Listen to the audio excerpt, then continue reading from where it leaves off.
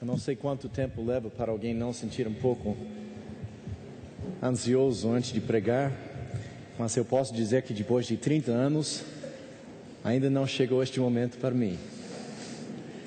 Como é bom estar com vocês mais uma vez, eu sou tão grato pelo privilégio estendido, pela liderança para ministrar a palavra essas semanas. E hoje nós queremos considerar os benefícios eternos de andar e buscar maturidade. Hoje nós queremos considerar este assunto, mas primeiro vamos pensar um pouco sobre o que nós temos considerado nas semanas passadas. A definição de maturidade, como nós vimos em 1 João 2, não é somente que seus pecados são perdoados. Isso é um nível infantil. Nem que você sabe vencer o diabo e conhece a palavra. Isso é ser jovem. A medida de maturidade é alguém que sabe andar em comunhão com Deus, em comunhão com Jesus Cristo, dia após dia.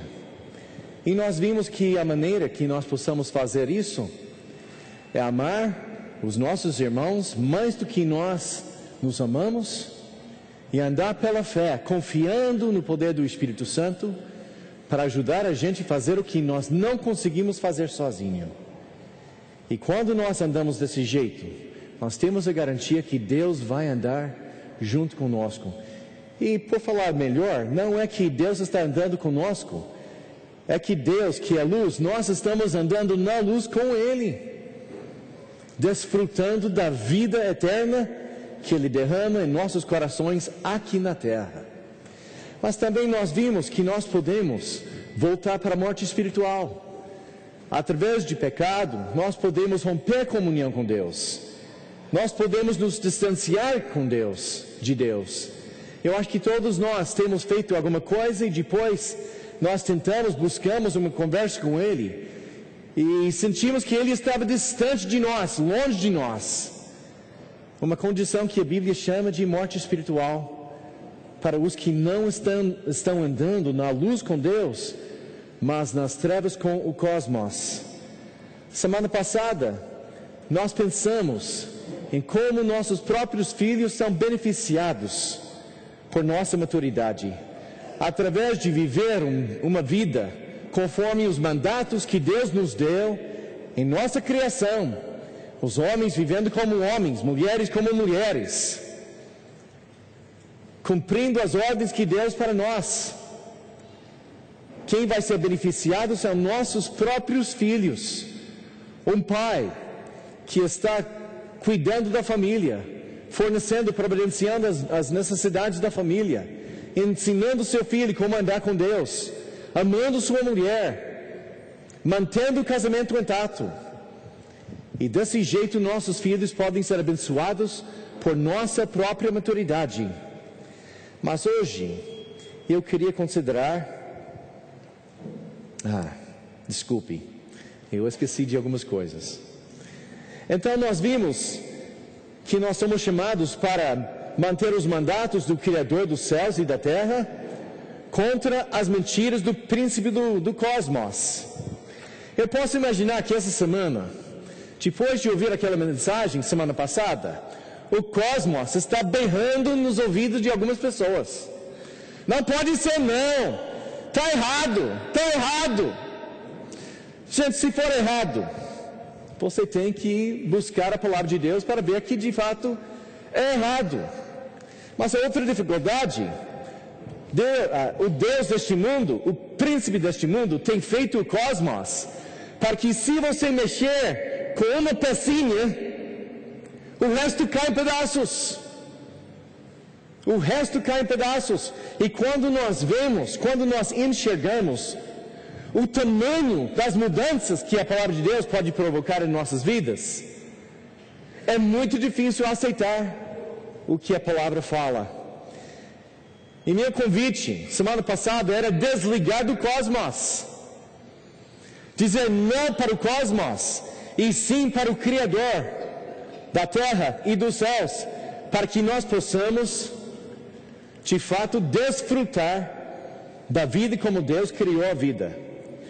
Mas como nós temos visto em nossas vidas, desligar do cosmos não é fácil. Não é fácil. De fato, uma vez que nós desligamos, implica uma vida completamente diferente do que o cosmos oferece. E até dá susto. Mas hoje nós queremos ver o quarto motivo por que buscar maturidade. Pelos benefícios eternos. Hoje à noite eu vou falar sobre o assunto de Galadão. Mas muitas vezes eu descobri, quando eu falo neste assunto, cria muito medo no coração do crente. Muitos preferem aquela perspectiva infantil, que o Galadão é como a salvação. Todos recebem a mesma coisa. Mas como nós vamos ver hoje à noite, a Bíblia não fala desse jeito. A Bíblia não fala desse jeito.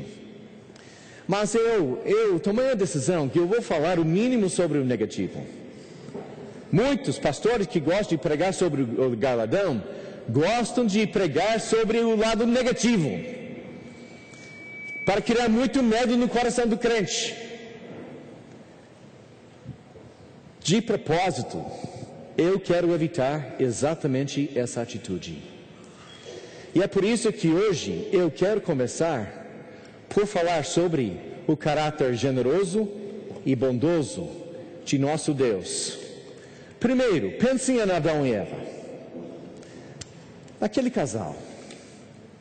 Deus deu todo tipo de árvore, de fruta para eles, proibindo uma fruta só, dizendo para eles que tudo que está aqui é seu, pode comer livremente. E quando o casal caiu no pecado, veja Deus como um bondoso pai, chamando seu filho, dando oportunidades para seu filho assumir sua culpa, e depois explicando as sequelas, e depois disso fazendo o primeiro sacrifício de sangue para restaurar seu relacionamento com seu filho.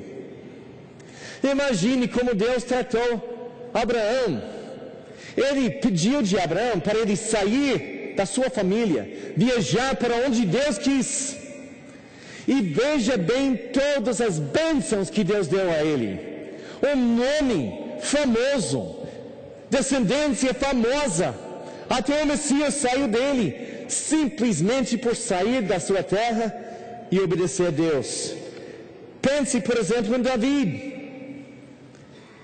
Uma noite, Davi, amando muito Deus, pediu do profeta: eu quero construir uma casa para Deus. E depois Deus mandou o profeta para dizer: moleque, sua oferta foi muito boa, gostei, mas não é você não. Mas mesmo que não é você que vai construir a casa para mim, eu quero fazer alguma coisa para você. Eu vou construir uma casa para você. É uma trocadilha, porque quando Deus falou em casa, Ele não estava pensando em casa, Ele estava pensando numa dinastia, que o próprio Messias ia sair do corpo de Davi, e nunca ia faltar uma pessoa para sentar no trono de Davi. Podemos pensar daquele rei, agora vou errar o nome dele, né? Em inglês é Manassés, alguma coisa assim. Aquele rei foi o pior rei em toda a história de Israel. Massacrou seus filhos, sacrificou seus filhos, e Deus o castigou. Mas quando ele arrependeu-se e buscou Deus de novo, Deus não somente perdoou, Deus o abençoou. Nós podemos pensar naquela viúva. Ela estava chegando no fim da comida dentro da casa, e o profeta Elias, ele veio e ele falou: faça para mim pão. E ela falou: tudo bem, eu vou fazer o último pão que a gente tem em casa, e depois eu e meu filho nós vamos morrer.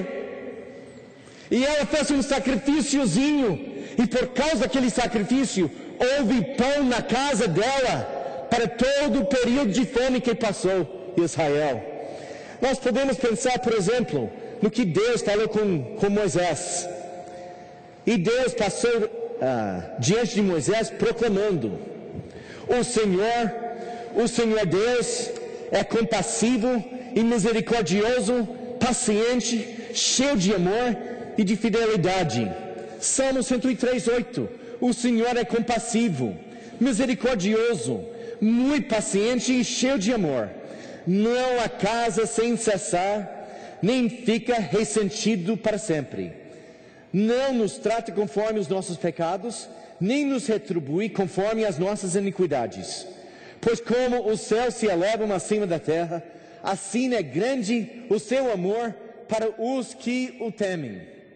E como o Oriente está longe do Ocidente, assim Ele afasta para longe de nós as nossas transgressões. Como um pai tem compaixão de seus filhos, assim o Senhor tem dos que o temem, pois Ele sabe de que somos formados.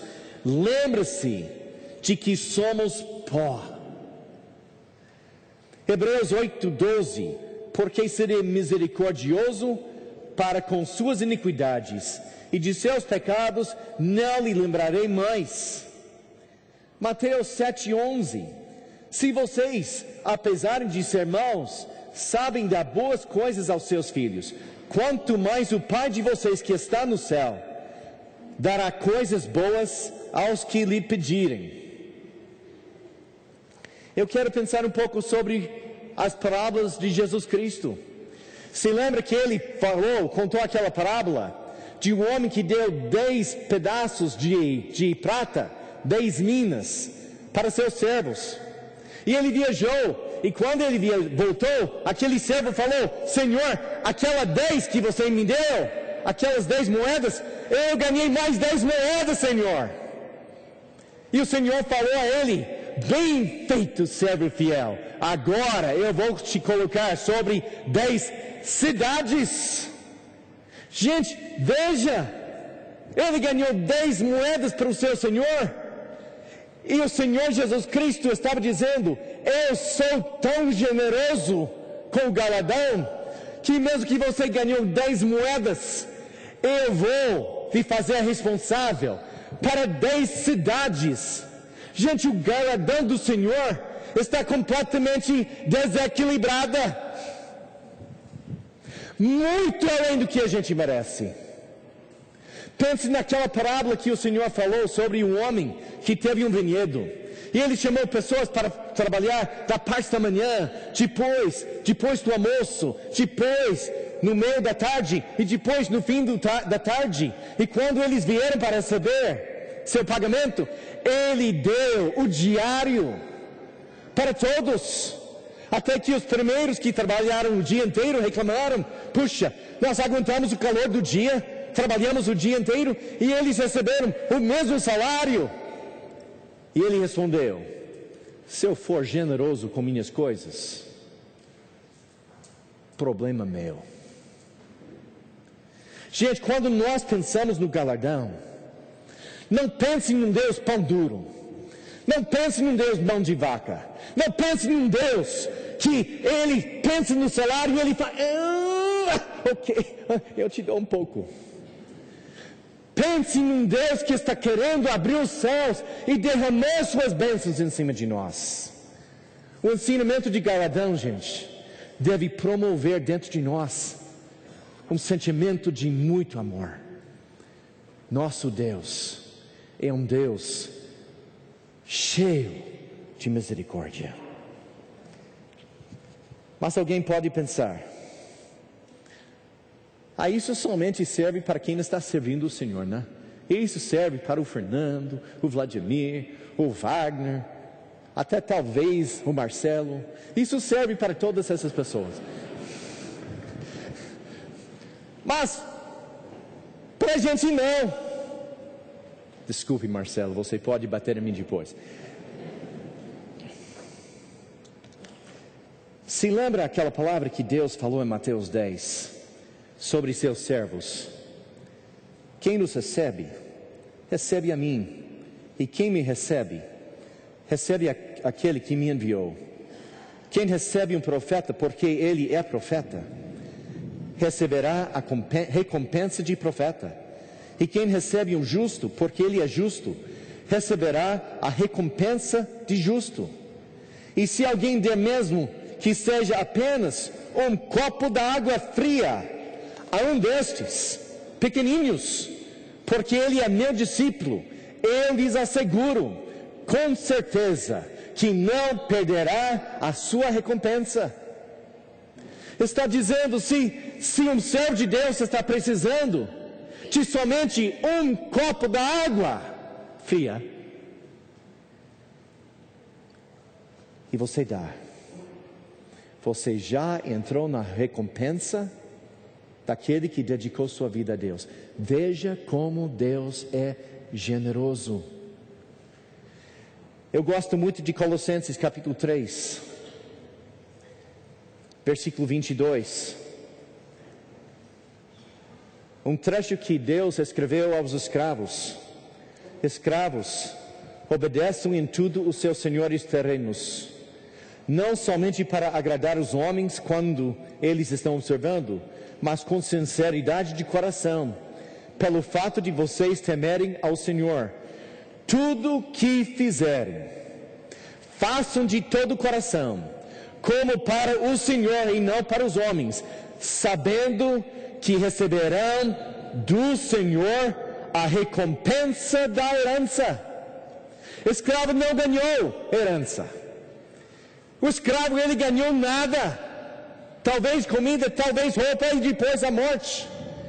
Mas Deus estava falando com o escravo: se vocês serviram os seus senhores como se fosse para mim, eu vou galardoar todos os seus esforços.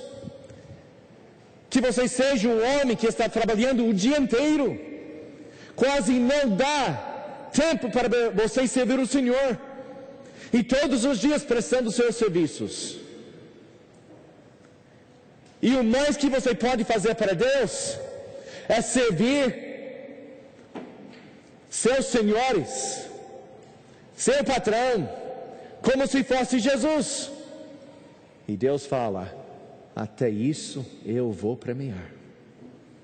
Gente, Deus é como aquele homem rico que busca desculpas para galardoar seu povo. Qualquer coisinha ele observa e dá um prêmio. Então, quando você pensa no galardão, em vez deste assunto provocar medo, deveria provocar em nossos corações gratidão pelo fato que nosso Deus é generoso. Eu acho que Ele é tão generoso que seria difícil não ganhar. Então, não vamos aproximar este assunto com medo. Vamos aproximar este assunto cultuando e louvando um Deus, o Deus generoso e misericordioso que nós temos. Vamos falar um pouco sobre a realidade de galardão. Mateus 16, 27. Pois o filho do homem virá na glória de seu Pai, com seus anjos, então recompensará a cada um de acordo com o que tenha feito. 1 Coríntios 3, começando com o versículo 10. Conforme a graça de Deus que me foi concedida, eu, como sábio construtor, lancei o alicerce, e o outro está construindo sobre ele. Contudo, veja cada um como constrói, pois ninguém pode colocar outro alicerce além do que já está posto, que é Jesus Cristo. Ele vai fazer uma distinção muito forte entre o alicerce e as paredes, o galardão. Primeira coisa, antes de pensar em galardão, vamos pensar no fato que, se você aceitou Jesus Cristo como seu Salvador, o alicerce da salvação está na sua vida. A questão de galardão, de nossas obras, nem entra.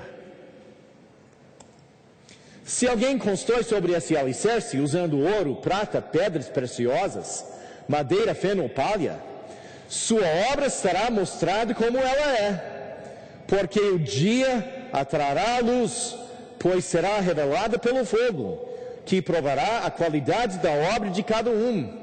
É como Deus vai pegar aquela casa que você fez com suas obras, e o fogo da santidade de Deus vai lançar contra. o que você tem feito. Mas não tenha medo não, vai purificar suas obras. Cada mensagem que eu preguei na carne, vai queimar. Tudo que eu fiz pelo poder do Espírito Santo, vai ser purificado. Então até o juízo de Deus é uma bênção. Deus vai purificar nossas obras, aperfeiçoar nossas obras. Se o que alguém construiu permanecer, esse receberá recompensa. Então o fogo caiu, queimou muita coisa, mas lá sobrou joias, lá sobrou pingo de ouro. E Deus vai dizer para aquela pessoa: está vendo tudo isso? É seu, pode levar. E até nós temos boas notícias para a pessoa que tudo vai queimar.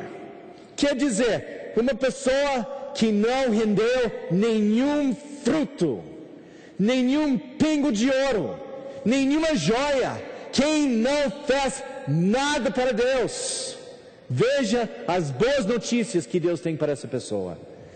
Se o que alguém construiu se queimar, esse sofrerá prejuízo, contudo será salvo. Porque, gente, o que segura a salvação não são as paredes, é o alicerce. E o alicerce é Jesus. E a obra de Jesus não queima não. Agora nós precisamos pensar um pouco sobre o conceito bíblico do futuro, porque o galardão está muito ligado com o futuro. Essa é a minha perspectiva e muitos têm essa perspectiva. É a perspectiva dispensacionalista. Dispensacionalista, 8 sílabas. Coisa horrorosa. A Bíblia fala que no início do milênio, os que foram decapitados por Cristo, os que deram suas vidas para Cristo, por Cristo, serão ressuscitados e vão reinar no milênio. Mas durante o milênio, a grande proporção de nós estaremos na Nova Jerusalém, não aqui na terra, mas na Nova Jerusalém, esperando o momento quando a Nova Jerusalém desce do céu para a nova terra. Então, quando falo sobre o galardão e os benefícios do galardão, não está falando com a igreja tanto sobre o milênio, quanto sobre o estado final. Quando Deus vai fazer uma nova terra e os novos céus, e a Jerusalém nova desce, e nós vamos estar aqui na terra com Deus. Então não estamos falando do milênio. Pode ver, tem muitas promessas maravilhosas relacionadas com o milênio. Isaías 4, 1 a 6, capítulo 32, 14 a 20, capítulo 62, 65, 66 e Apocalipse 20. Eles dizem as mesmas coisas. Nós estamos falando do estado final, não o milênio, mas depois do milênio. O que nós encontramos em Apocalipse 21 e 22. Nós vamos ler alguns trechos. Nós não temos tempo para ler os capítulos inteiros, mas veja bem como está escrito. Apocalipse 21. Então vi um novo céu e uma nova terra, pois o primeiro céu e a primeira terra tinham passado, e o mar já não existia. Vi a cidade santa, a nova Jerusalém, que descia do céu, da parte de Deus, preparada como uma noiva adornada para o seu marido. Nós estaremos moradores nessa cidade. Mas veja bem o que ele escreveu sobre este tempo. Ouvi uma forte voz vinda do trono, dizendo: agora o tabernáculo de Deus está com os homens, com os quais ele viverá. Muita gente tem a ideia que nós vamos para o céu para passar toda a eternidade no céu. Gente, no estado final, nem Deus está no céu. Em vez da gente subir para o céu e viver com Deus no céu, Deus desce para a terra e Ele vai viver com a gente. Eles serão os seus povos. O próprio Deus estará com eles e será o seu Deus. Ele enxugará dos seus olhos toda lágrima. Não haverá mais morte, nem lamento, nem choro, nem dor, pois a antiga ordem já passou. É lindo, não é? É belo. Mas veja o que ele escreveu depois. Disse-me ainda: está feito. Eu sou o Alfa e o Ômega, o princípio e o fim. A quem tiver sede, darei de beber gratuitamente da fonte da água da vida. O vencedor herdará tudo isso, e eu serei seu Deus, e ele será meu filho. Veja bem, nós temos dois tipos de crentes aqui. Nós temos aquele que é sedento, e nós temos o vencedor. O sedento, basta ele crer, ele pode beber da água da vida livremente. Mas o vencedor é o dono do poço. Você sabe quantas vezes nos livros de João ele usa essa palavra, huios, para crentes? Uma vez só, e está neste trecho. Geralmente o João usa a palavra teknon, de que nós ganhamos a palavra tecnologia, criancinha. Nós somos as criancinhas de Deus, e ele guarda a palavra huios para Jesus Cristo. Ele é o filho maduro. Mas esta vez é a única vez que ele fala: o vencedor é meu huios, é meu filho maduro, e ele vai herdar o poço. Versículo 23. A cidade não precisa de sol, nem de lua para brilharem sobre ela, pois a glória de Deus o ilumina, e o Cordeiro é a sua candeia. As nações andarão em sua luz, e os reis da terra lhe trarão a sua glória. Gente, prestem atenção. Ele está dizendo que no estado final vai ter nações. Ele está dizendo que no estado eterno vai ter reis. E eles estão fora da cidade, na terra nova, cuidando da terra. E estes reis lhe trarão a sua glória. As portas dessa cidade jamais se fecharão de dia, pois ali não haverá noite. A glória e a honra das nações lhe serão trazidas. Essa é a sua visão da eternidade? Uma nova terra que tem a cidade de Jerusalém, e fora da cidade são as nações das suas terras, junto com seus reis. Essa é a perspectiva bíblica. Mas quem vai ser os reis das nações? Quem vai ganhar o direito de ser os reis das nações? E ele continua: já não haverá mais maldição. O trono de Deus e do Cordeiro estará na cidade, e os seus servos os servirão. Procurem Ezequiel 44. Quando ele fala sobre os levitas que foram infiéis, que vão perder o direito de ministrar na presença do Senhor, mas podem servir diante do povo. Mas os sacerdotes fiéis vão entrar na presença de Deus, e eles vão o servir. Nem todos os salvos são seus servos. Eles verão a sua face. Se lembra aquele versículo em Hebreus? Procurem a santidade, sem o qual não vão ver o rosto do Senhor. E tem muita gente que fica preocupada. Não, para ir para o céu, eu preciso guardar a santificação. Ele não está dizendo isso, não. Procurem no Antigo Testamento o que significa ver o rosto do rei. Se lembra de Faraó? E ele falou com Moisés: próxima vez que está vendo meu rosto, eu vou te matar. Isso não significa se o rei estava fazendo uma caminhada na rua e subitamente o Moisés, ele viu o rei chegando, para não ver o rosto do rei, ele deveria entrar numa porta e se esconder do rei. Ver o rosto do rei significa ter uma audiência pessoal na presença do rei. Ver o rosto de Deus não significa que você vai para o céu. Significa que você é um dos servos que vai ministrar na presença do rei mesmo.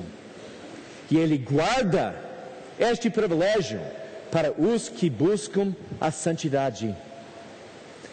Não haverá mais noite. Eles não precisarão da luz de cadeia nem da luz do sol, pois o Senhor Deus o iluminará e eles reinarão para todo sempre. Quais são as sequelas eternas de seguir o cosmos? Já consideramos. Segue a paz com todos e a santificação, sem a qual ninguém verá o Senhor. Ezequiel 44, versículos 10 a 16. Gálatas 5:19. Ora, as obras da carne são manifestas: imoralidade sexual, impureza, lascívia, idolatria. Mas vamos pular para o fim do trecho.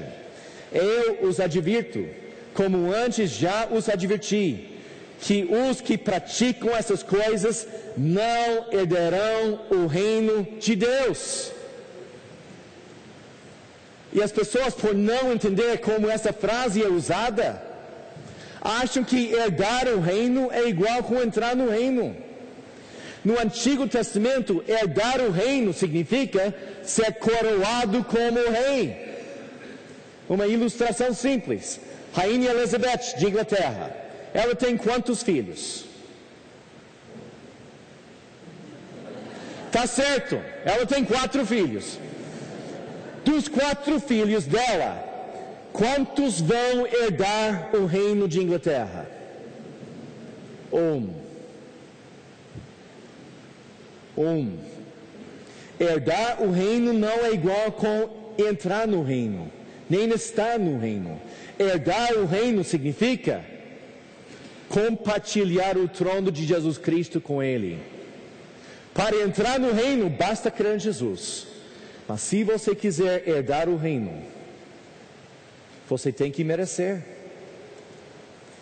Mateus 5:19. Agora Jesus estava falando com os judeus sobre o milênio. Então essa não tem uma aplicação bem direitinha. Todo aquele que desobedecer um desses mandamentos, ainda que dos menores, e ensinar os outros a fazerem o mesmo, será chamado o menor no reino dos céus. Mas todo aquele que praticar e ensinar estes mandamentos será chamado grande no reino dos céus. Muito importante não contradizer os mandatos de Deus, gente. Mas deixando agora atrás o lado negativo. Os benefícios eternos de seguir o Senhor. Primeiro, os fiéis reinarão com Cristo. 2 Timóteo 2:10.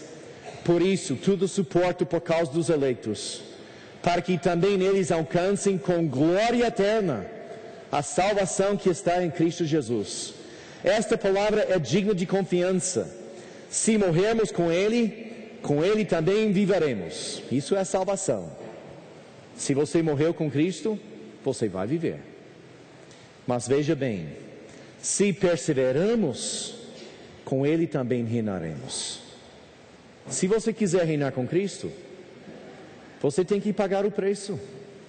Você tem que manter fidelidade com o Senhor. Apocalipse 2:26. Aquele que vencer e fizer a minha vontade, até o fim, darei autoridade sobre as nações. Se lembra de Apocalipse? Quem vai reinar sobre as nações da terra? Os vencedores. Ele as governará com um cetro de ferro e as despedaçará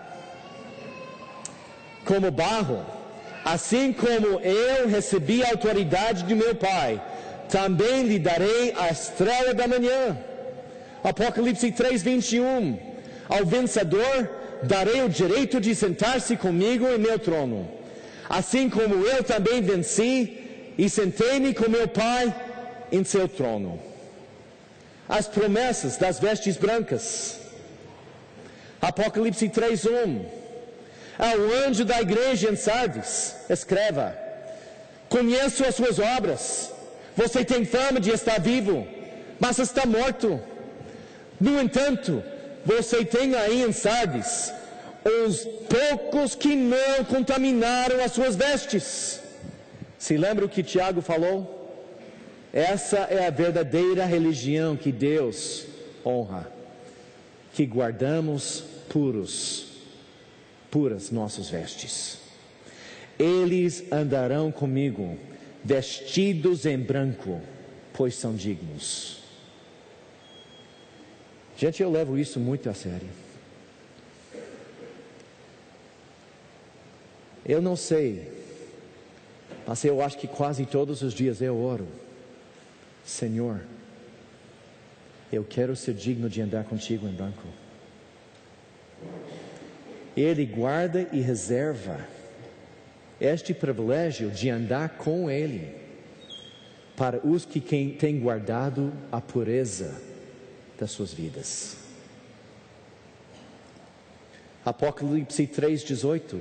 Eu os aconselho a comprar de mim ouro refinado no fogo, para que se torne rico, e roupas brancas para vestir, para cobrir a sua vergonhosa nudez.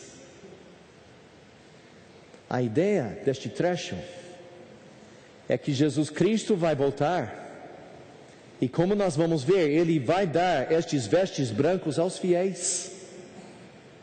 E se você não tem guardado sua santidade, você não vai ter. E como é que Ele vai encontrar você? Você pode imaginar ser nu no céu? Eu não estou brincando. Gente, eu acho que meus piores pesadelos é sonhar que eu estou nu em público. Horrível. Já sonhou nisso? Quase todos nós, né? Você pode imaginar isso sendo verdadeiro no céu? Apocalipse 16:15. Eis que venho como ladrão.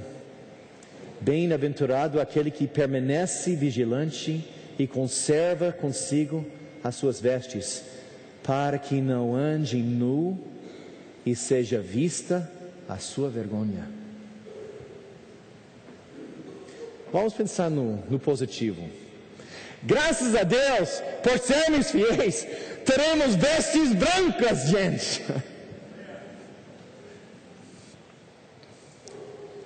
Apocalipse 19:8. Foi-lhe dado para vestir linho fino, brilhante e puro, pois o linho fino são as obras justas dos santos. Essa roupa aqui não é a roupa lavada pelo sangue de Cristo. Essa roupa é a roupa que você ganha por ser justo. Então, primeira motivação boa para buscar a maturidade em Jesus Cristo, porque reinaremos com Cristo. Reinaremos com Cristo.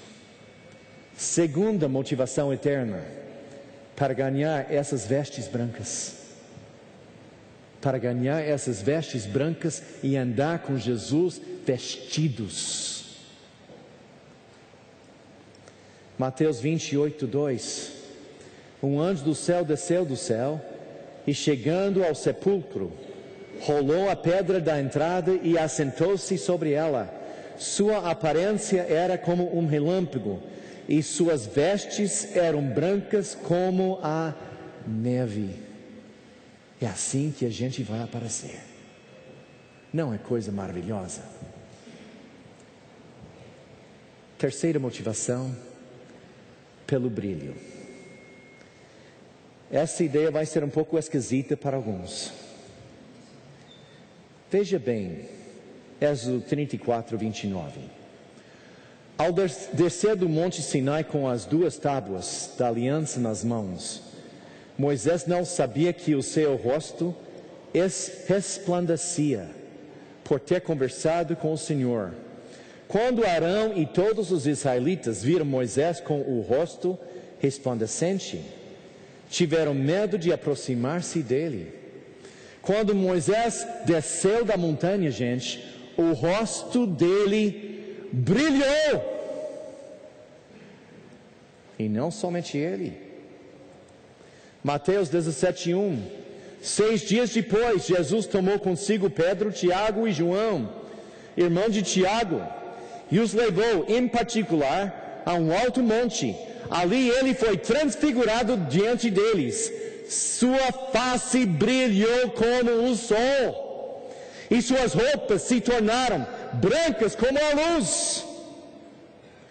A glória de Jesus Cristo, a santidade de Jesus Cristo, finalmente foi liberado para brilhar. Já vimos o anjo. Sua aparência era como um relâmpago. Mas os crentes, vocês sabem que a Bíblia fala que a mesma coisa vai acontecer com a gente? Mateus 3:24. Então os justos brilharão como o sol no reino do seu Pai. Aquele que tem ouvidos, ouça. Mas veja bem, quem vai brilhar? Os justos. Não somente Mateus. Veja Daniel 12:3.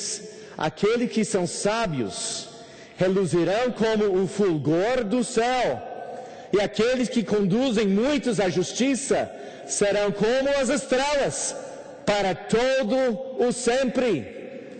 Essa bênção de brilhar como Moisés brilhou não é coisa passageira como se fosse com Moisés. É um símbolo de honra para toda a eternidade.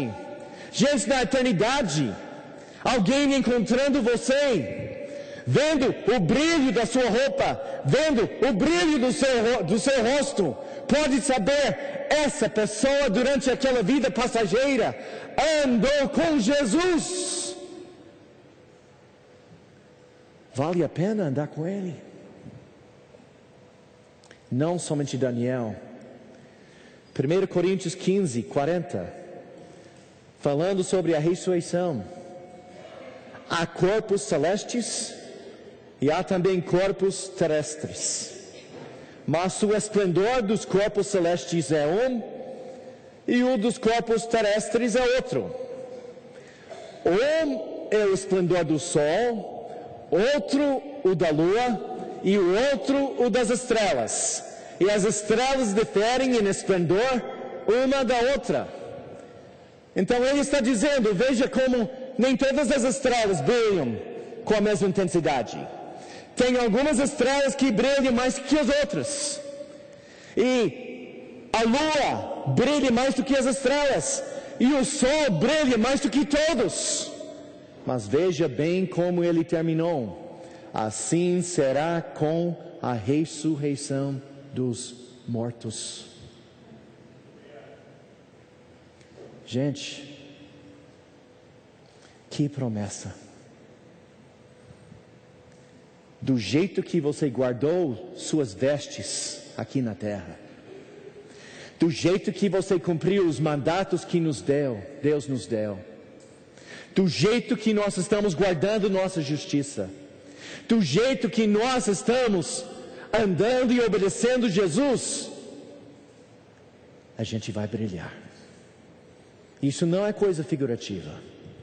Moisés brilhou, Jesus brilhou, o anjo brilhou, e a gente vai brilhar. E por toda a eternidade, como medalha de honra, qualquer pessoa olhando para você pode saber que você andou com Jesus Cristo. Tem benefícios maravilhosos por buscar a maturidade.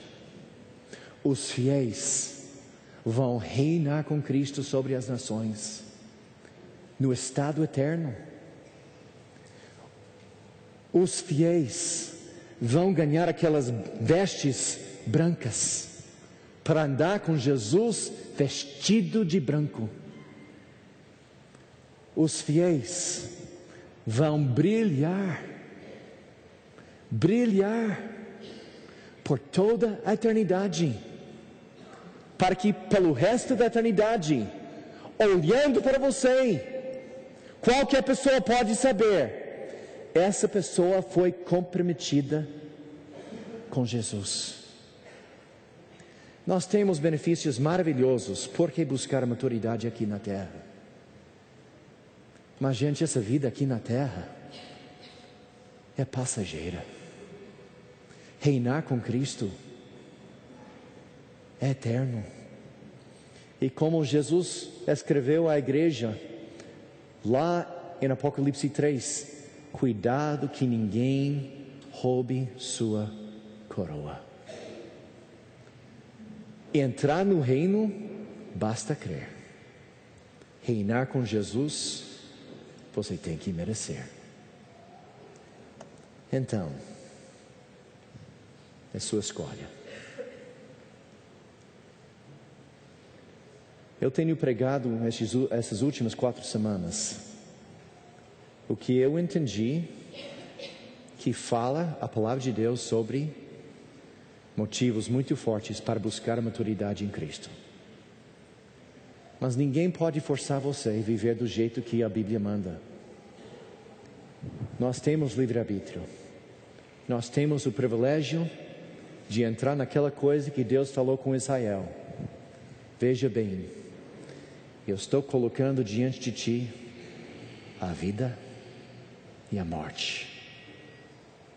Escolhem a vida. Oremos. Pai,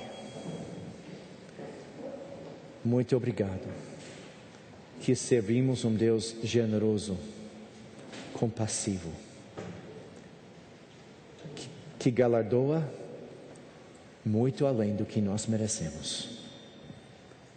Obrigado, Pai, que o Senhor é tão generoso que até um copo de água fria não vai perder seu galardão.